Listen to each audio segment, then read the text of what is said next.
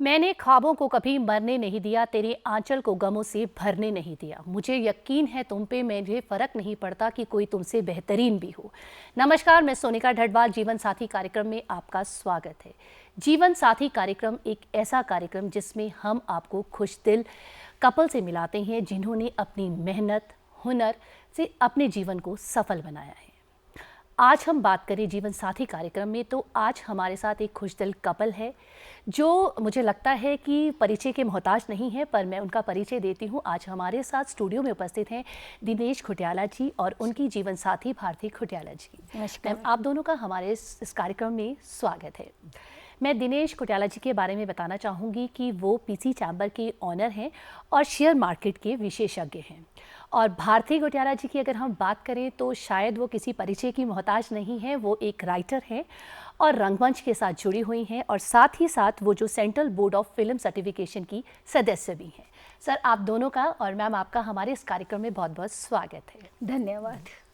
Ma'am, जीवन साथी कार्यक्रम ये एक ऐसा कार्यक्रम है जिसमें हम ऐसे खुशदिल कपल्स को बुलाते हैं जो जिनका जीवन का सफ़र लंबा, मैं टचवुड विश करती हूँ कि आपका जीवन का सफ़र ऐसा ही चलता रहे। और मैं जानना चाहूँगी आप दोनों से, सर सबसे पहले मैं आपसे जानना चाहूँगी, अगर आपके जीवन की सफ़र की शुरुआत की बात करें तो ये कब, कहाँ और कैसे शुरू हुआ? हमारी पहली मुलाकात हमारी अरेंज मैरिज है। जी। हमारी पहली मुलाकात होशियारपुर में मार्च 1988 में कल्पना होटल में हुई थी, जी जब भारती को मैंने पहली बार देखा था। जी।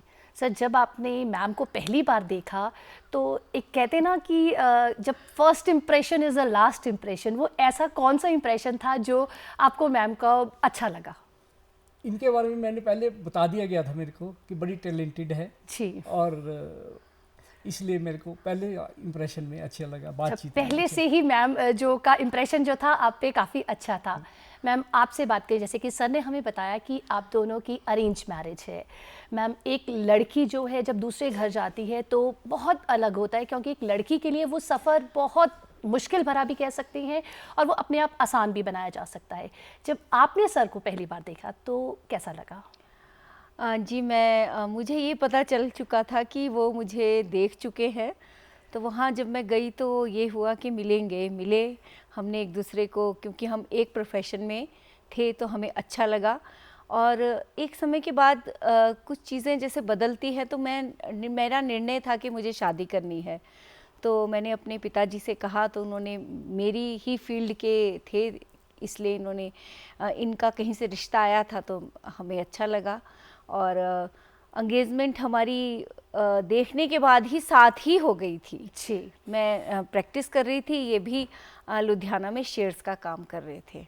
मैम, जैसे आपने कहा कि आपकी एंगेजमेंट देखते साथ ही हो चुकी थी, आप लोगों को वक्त भी नहीं मिला शायद आप एक दूसरे को समझने का, तो एक दूसरे को कैसे समझा? जैसे कहते हैं कि जब सफ़र शुरू हुआ तो एक दूसरे को समझने में कितना समय लगा? समय तो लगता है, जी। समय तो लगता है, लेकिन हमने एडजस्टमेंट कर ली जल्दी। सर, आपने बहुत ही अच्छा शब्द इस्तेमाल किया, एडजस्टमेंट। एडजस्टमेंट कहते हैं कि दोनों को करनी पड़ती है। कि मैम, क्यों मैं कह रही हूँ कि दोनों को एडजस्टमेंट करनी पड़ती है। एक लड़की जो है अपना घर छोड़ के आती है तो बहुत सारी एक्सपेक्टेशन साथ लेके चलती है और बहुत सारे इमोशंस कहें तो साथ में मैम जुड़े होते हैं। तो सर ने एडजस्टमेंट का वर्ड यूज़ किया, तो मुझे लगता है कि आपने बहुत एडजस्ट किया होगा, तभी सर जो है वो एडजस्टमेंट वर्ड को यूज़ कर रहे हैं। नहीं, देखिए, ऐसा था कि एक परिवार से हम जब दूसरे परिवार में जाते हैं तो आपकी जो रुचियां हैं, आप कुछ भी कर रहे हैं, अगर वो दूसरे परिवार में नहीं है, अगर नहीं समझ पा रहे तो दिक्कत आती। लेकिन मुझे इतना सपोर्ट मिला कि जिस परिवार से मैं आई थी, पृष्ठभूमि हमारी साहित्यिक थी, लेकिन जब मैं वहाँ गई तो मैंने कहा कि मुझे अपना ऑडिशन करवाना है जलंधर में, तो इन्होंने पूरा और सपोर्ट किया। अपना रिकॉर्ड मैंने ट्रांसफ़र करवाया, मैं जलंधर जाती थी आकाशवाणी में नाटक करने के लिए, तो इनके सपोर्ट के बिना मैं नहीं जा सकती थी। सर, जैसे मैम ने कहा कि सपोर्ट की बात की, और मैम जो हैं वो कई सम्मानों से भी सम्मानित हैं, तो मैम जब आप कोई भी कार्य करती हैं उसके लिए आपको पीछे से फैमिली का सपोर्ट होना और स्पेशली फैमिली के साथ साथ हस्बैंड का सपोर्ट होना बहुत ज़्यादा ज़रूरी है। आपने इतनी सफलताएं हासिल की, जैसे मैंने दर्शकों को पहले ही बताया कि आप किसी परिचय के मोहताज नहीं हैं, तो आपको सर ने हर फील्ड में, किसी भी फील्ड की जैसे आपकी बात करें तो कैसे सपोर्ट किया? देखिए, जहाँ तक लॉ की बात है, मेरे से ज़्यादा इनका दखल है, समझ है, क्योंकि मैंने तो लॉ की पढ़ाई के बाद लॉ को नहीं इतना मेरी फील्ड चेंज हो गई थी तो इतना काम मैंने नहीं किया। लेकिन ऑफिस में जब भी मुझे सपोर्ट की ज़रूरत आई, कोई भी परेशानी आई, इनके सपोर्ट के बिना मैं आगे नहीं बढ़ सकती थी। हमेशा इन्होंने मुझे सपोर्ट किया, विधि में और घर में भी, क्योंकि मैं नौकरी कर रही थी तो इनका जो काम था शुरू में वो ऐसा नहीं था कि उनको पूरा काम देना है, तो इनके सपोर्ट के बिना सच में बच्चे को पालना बहुत मुश्किल था। जी सर, मैम ने बताया कि आपने मैम को जो है बहुत सपोर्ट किया। हर पुरुष के पीछे कहावत बनी कि हर पुरुष के पीछे एक, जो इस सफल पुरुष के पीछे एक स्त्री का हाथ होता है, तो ये कथन आपको कहाँ तक सही लगता है? यहाँ उल्ट है, यहाँ एक सफल स्त्री के पीछे पुरुष का हाथ है। सर ये बहुत अच्छा लगा मुझे सुन के कि आपने बहुत बड़ी बात कही कि एक सफल महिला के पीछे एक पुरुष का हाथ है। बहुत कम लोग होते हैं सर जो इस तरीके से सपोर्ट करते हैं।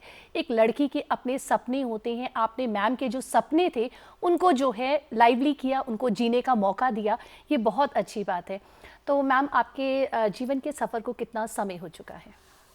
हम देखिए 35 साल हो गए हैं, 36 चल रहा है।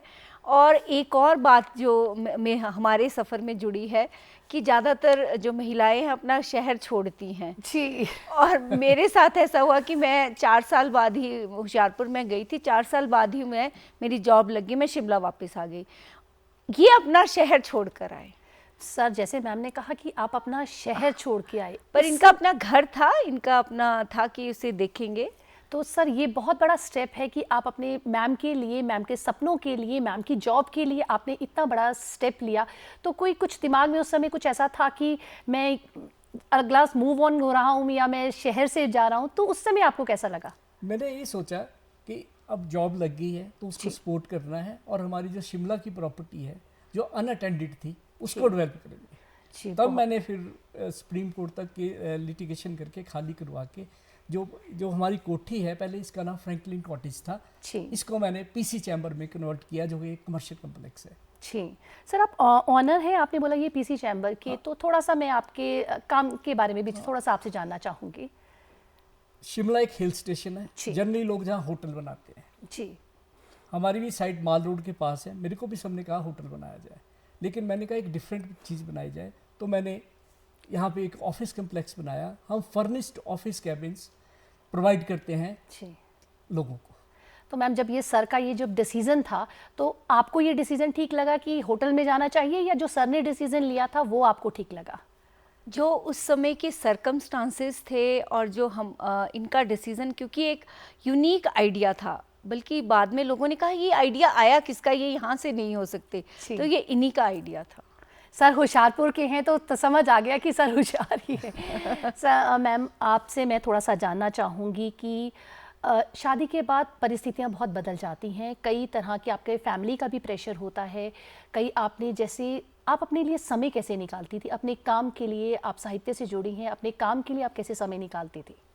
देखिए, जब बच्चे छोटे थे तब तो प्राइमरी ड्यूटी हमारी ऑफिस की तरफ ही थी। ये था कि आकाशवाणी से जुड़े हुए हैं या थोड़ा बहुत कभी बुला लिया दूरदर्शन आगे, लेकिन जिम्मेवारी के साथ आपको प्राथमिकता तो हमेशा लाइफ में 3-4 चीज़ें इकट्ठी आएंगी, तो आपको प्रायोरिटी फिक्स करनी पड़ती है कि पहले कौन सा काम कर ज़रूरी है, तो उस पर जाना ज़रूरी हो जाता है। कई बार बहुत मन कर रहा है, आपका ऑफिस से आए थके हैं और आपका मन कर रहा है कि नाटक देखने भी जाना है, तो अगर बच्चे को देखना है तो आपको नाटक छोड़ना पड़ेगा। जी, तो जैसे आपने बोला कि नाटक छोड़ना पड़ेगा, कई बार ऐसा हुआ कि सर ने आपको बोला हो कि कोई बात नहीं तुम अपना देख लो, मैं बच्चों की तरफ जो है वो रिस्पॉन्सिबिलिटी लेता हूँ, तो सर कभी ऐसा भी हुआ? जनरली यही होता था।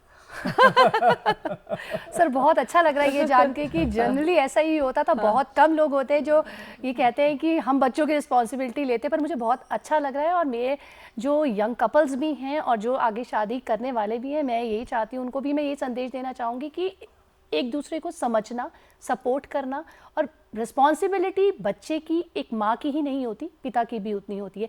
जैसे सर ने भी जो है वो पूरी रिस्पॉन्सिबिलिटी जो है वो निभाई। सर, आप दोनों में देखो, लड़ाई झगड़े सब में छोटे मोटे मनमुटाव चलते रहते हैं, और 36 वर्ष का ये लंबा सफ़र है, कई बार मनमुटाव तो होता रहता है। तो सबसे पहले रूठता कौन है और मनाता कौन है? हमारा ऐसे है कि we often agree to disagree. Okay. तो अब एग्री और डिसएग्री के बारे में तो सर आपने बता दिया, तो मुझे लगता है कि मैम जल्दी रूठ जाते हैं। ऐसी बात नहीं, कभी दोनों तरफ से होता है। दोनों तरफ से। तो मैम आप क्या कहना चाहेंगी इस बात पे? नहीं, इन्होंने कह दिया, मैं कुछ नहीं कहना चाहूँगी। सर ने जो है वो 2 शब्दों में पूरा बयां कर दिया। मैम, कुकिंग की हॉबी, सर को कुकिंग करना, दोनों में सबसे ज़्यादा कुकिंग करना कौन ज़्यादा पसंद करता है? देखिए, कुकिंग में मेरा कोई पैशन नहीं था, लेकिन ये है कि आना चाहिए तो वो आहिस्ता आहिस्ता, बल्कि शादी के बाद सीखा। तो कई बार ये भी कि ये ट्रेनिंग सेंटर थोड़ी ना है, ये भी सुना। शुरू शुरू में ये भी होता है, लेकिन ये ज़रूर है कि कुकिंग मतलब एक रूटीन में जब हम काम करते हैं तो अच्छा नहीं लगता है, लेकिन अब बहुत अच्छा लगता है कि अब कुकिंग हमको भाग दौड़ में नहीं करनी पड़ती। पर मेरा पैशन इतना ज़्यादा नहीं है जितना इनका है। ये बहुत अच्छी कुकिंग करते हैं, और हर तरह की डिशेस अलग अलग नेट पे जाके सर्च करके बहुत अच्छा बनाते हैं। सर, जब आपको लगता है कि कई बार ऐसा होता है जॉब में, अपने काम में कई बार बहुत ज़्यादा डिप्रेस भी हो जाते हैं, कई तरह की परिस्थितियां आती हैं, कई बार ऐसा होता है कि काम में चीज़ें आपके फेवर में नहीं होती हैं, तो मैम आपको तब बताती होंगी कि ऐसा चल रहा है, तो उस समय मैम को कूल डाउन करने के लिए या उनको स्ट्रेस आउट करने के लिए आप क्या करते हैं? हाँ, इमोशनल सपोर्ट तो देनी पड़ती है ना। सर, इमोशनल सपोर्ट के साथ जैसे मैम ने कुकिंग की भी बात की, क्या कुछ स्पेशल भी मैम के लिए बनाते हैं ताकि इनका मूड थोड़ा अच्छा हो जाए? ऐसा तो याद नहीं है, लेकिन मैं बना देता हूँ। तो आप दोनों अपने लिए समय की बात में आऊँगी कि समय कैसे एक दूसरे के लिए निकालते हैं? एक दिन में, एक दिन का समय की बात करें या साल में बात करें या महीने की बात करें, एक दूसरे को समय देना आप कैसे? दोनों बिजी हैं, आप भी सर बिजी हैं, मैम भी बिजी हैं, मैम इतने सारे चीज़ों से जुड़ी हुई हैं, तो कैसे आप एक दूसरे को समय देते हैं? समय इस तरह के, मैम की नौकरी थी जब नगर निगम शिमला में आ गए थे 97 में जी, नोटिफाइड एरिया कमेटी दिल्ली का मर्जर हो गया था, तो मेरा पीसी चैम्बर बन रहा था, तो हमने फिक्स किया था कि लंच हम इकट्ठे कराएंगे। जी, बहुत अच्छा है कि एक आपका समय एक दूसरे को देना बहुत ज़्यादा ज़रूरी है। बेशक आप दोनों बहुत बिजी हों, कि चाहे वो मॉर्निंग टी की बात करें या लंच की बात करें, एक समय बहुत ज़्यादा ज़रूरी है। मैम, आपको लगता है कि किसी भी रिलेशनशिप को चलाने के लिए पेशेंस का होना और अपनी ईगो को डाउन करना बहुत ज़्यादा ज़रूरी है? नहीं, देखिए, पेशेंस के बिना तो कुछ भी नहीं होता है, और सबसे बड़ी बात है ईगो क्लैशेस कई बार, जबकि आप एक प्रोफेशन में होते हैं, कई बार हो जाती हैं, पर हमारे यहाँ पे ऐसा नहीं है। कुछ चीज़ों को लेकर आपकी डिसएग्री आप करते ही हो, आपकी अपनी सोच है, उनकी अपनी सोच है, उसमें आप सोच को नहीं बदल सकते। उस समय में आपको सही के बजाय चुप रहना मुझे लगता है ज़्यादा बेहतर है। बाद में वो समस्या का हल भी निकल आता है। कई बार आप आर्गू भी करते हैं, मैं तो बहुत आर्गूमेंट करती थी, पर अब एक समय के साथ मुझे बदलाव लगता है कि नहीं करना चाहिए। जी सर, आप क्या कहना चाहेंगे इस विषय पे सर? इस बारे में एक पंजाबी में कहते हैं कि एक कपल बहुत लड़ते थे, तो वो संत के पास गई कि वे साड़ी लड़ाई बहुत होंगी है बाबा जी, कहता मैं तेन मंत्र दिना पानी बार के ना, जो तेरा घर वाला बोले ना तो पानी पी लेकर। बहुत अच्छी बात की कि वो जब पानी पिएगी तो गुस्सा जो है वो ऑटोमेटिकली जो है वो शांत हो जाएगा।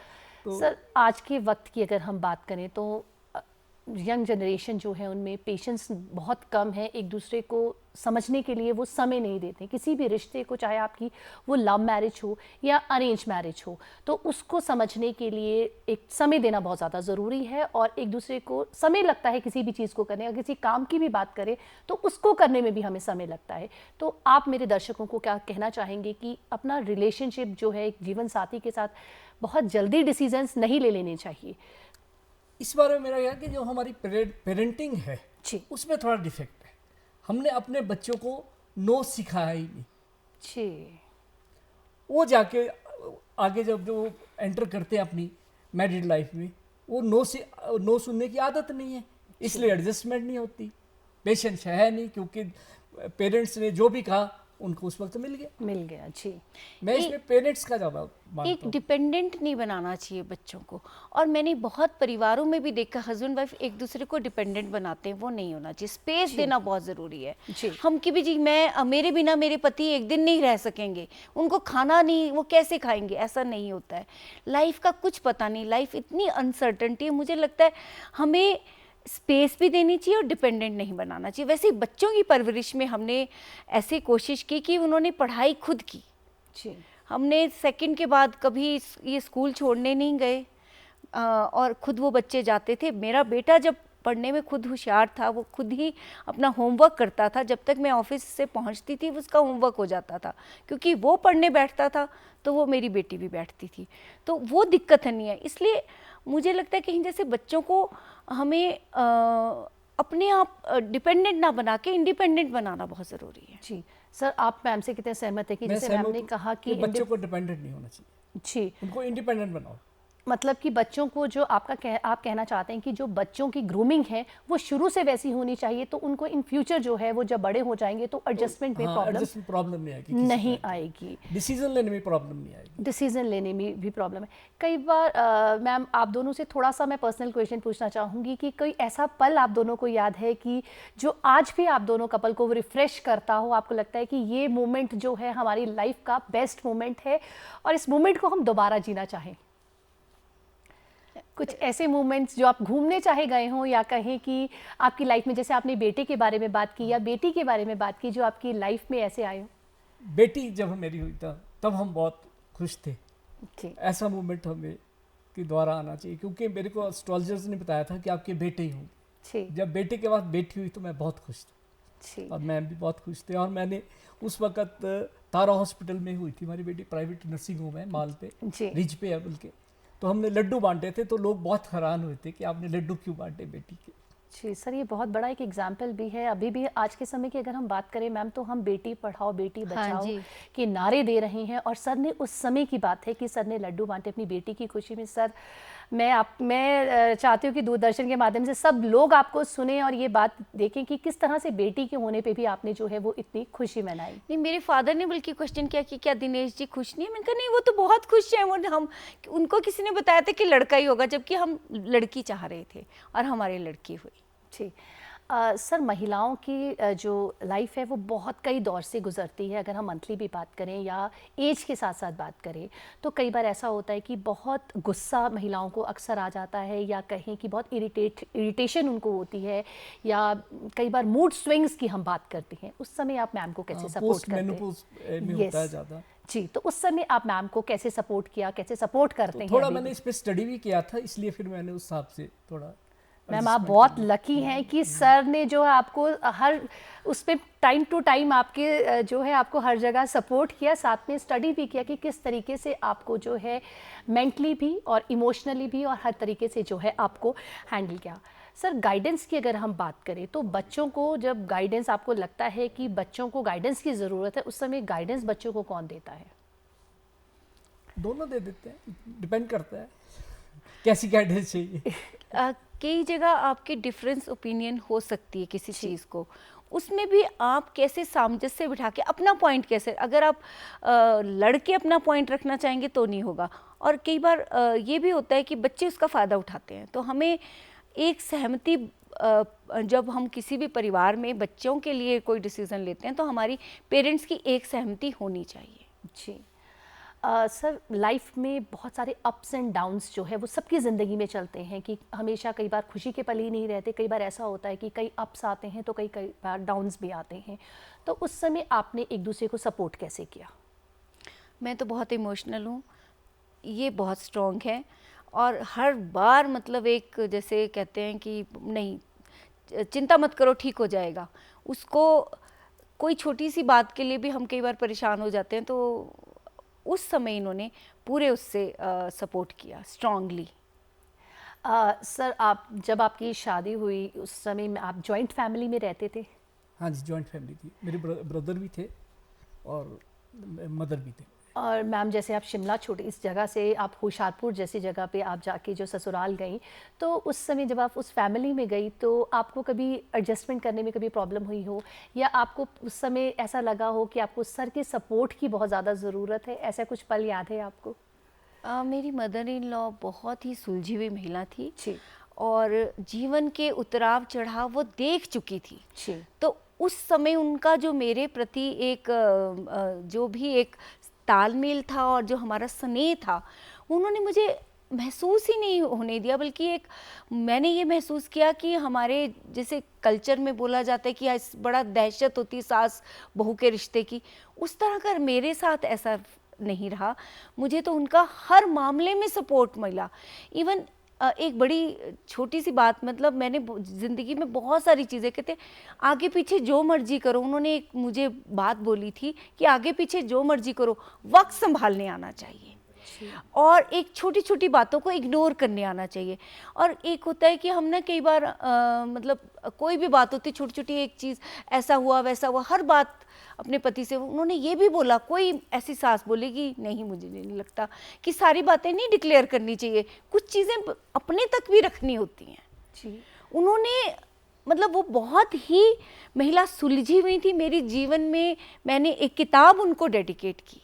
जी मैम आप कभी खाली नहीं बैठती थी वो। जी मैम, आप कई कविताएं भी लिख चुकी हैं। आपके सामने मुझे आपके सामने अभी एक किताब भी दिख रही है आपकी कविताओं की, तो मैं चाहती हूं कि कोई एक ऐसी कविता आप हमें सुना दीजिए जो बेटियों के प्रति। सर ने कहा कि जब बेटी हुई थी तो बहुत खुश थे, तो कुछ कोई ऐसी कविता जो मैं बेटियों के लिए जो आपको बहुत पसंदीदा है।